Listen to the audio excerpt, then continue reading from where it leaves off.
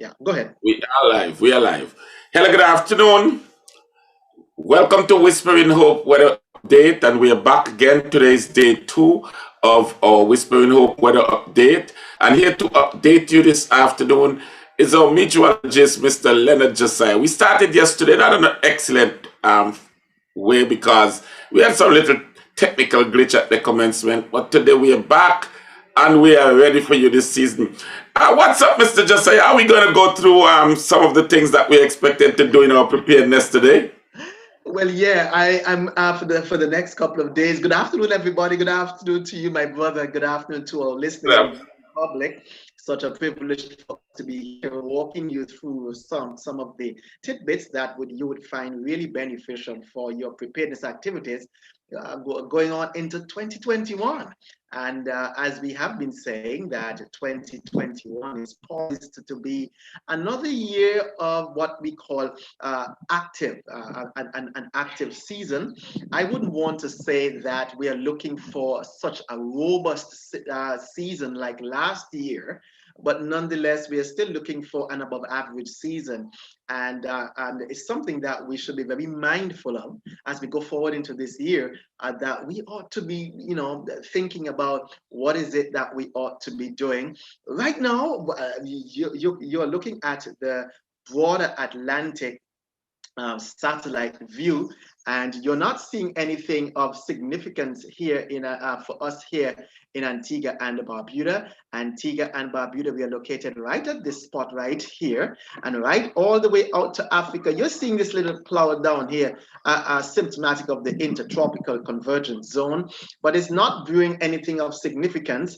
And all the way to west, including the Gulf of Mexico right here, the Caribbean Sea right inside here, and the broad Atlantic Ocean right out here remains rather quiet. So we are not seeing anything for us to worry about. We are seeing one or two patches of low-level clouds that as you're on the outside, the skies look pretty much on the cloudy side. That is because we have all this streaking going on here, this streaking of upper-level clouds that are moving by right here, and they are pushing off towards the northeast in this general location. So in terms of that, we are not looking forward to any significant shower activity, albeit that you could see a light sprinkle here or two. But in terms of tropical activity, we are on the downside for right now. And so there's nothing much for us to worry about. The National Hurricane Center is actually saying that there are no new tropical cyclones that are expected during the next 5 days. So you can rest assured that everything is on the quiet for right now. So my brother, in terms of preparedness activity, I always say that in terms of what we should do for preparedness activities, the ultimate goals should really be us getting to the point of what we call resiliency, that we can bounce back, the capabilities for us to respond, the capabilities for us to restore our livelihoods in the midst of all this activities or all this tropical cyclone activity. We should aim for resiliency. And if we cannot do otherwise, at least talk about the preparedness activities. The first preparedness activity that we should be mindful of is the one that says that the reason why we are doing this is to save life. If there were no life on this earth, but yet still we had tropical cyclones, it would not have mattered at all.